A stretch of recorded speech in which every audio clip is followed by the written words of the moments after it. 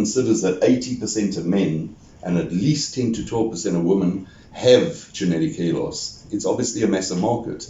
And when there's a massive market, there are lots of bogus products out there claiming they're going to make your hair grow thicker, faster, longer.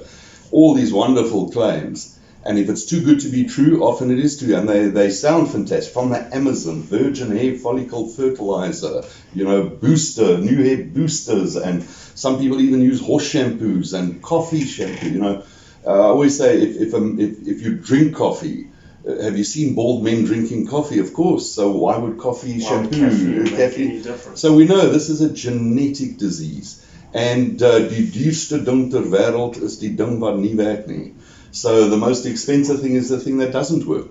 And I think, when we see the lists of when patients sit with us, what they've tried, what they've gone through, and they've wasted money on electrical stimuli that to stimulate the scalp and massaging, and it is very sad. And, both Ryan, we've got a box of tissues on our table, and because people are very emotional about this, it's devastating for a man to lose hair, but for a woman to lose hair is even more devastating. Yeah. So I think one must do your homework properly and understand, firstly, what is going on. Why do we lose our hair? And once you understand why we're losing the hair, then you can understand that something that's going to stimulate blood flow to an area, more than if it could happen, you're going to bring more of the hormone that's attacking the hair into the area. You're bringing more soldiers to the front, the hairline, or to the front, and you're creating even more damage and destruction.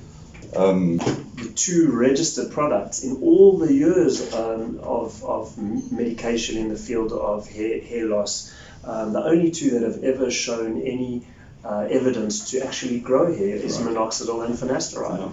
And we have wonderful stories of patients who've tried everything, have consistently lost hair for many, many years and haven't really been able to find anything spend thousands of rands, but simply using a reasonably cheap product like Minoxidil have grown all their hair back.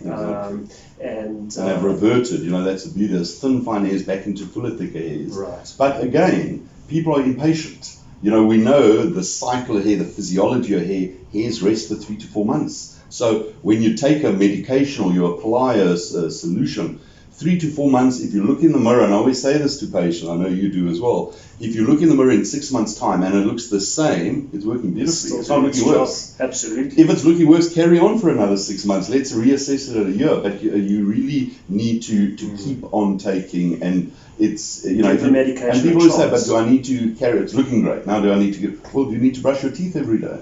The teeth are looking nice and clean. Diabetic medication. Exactly. So.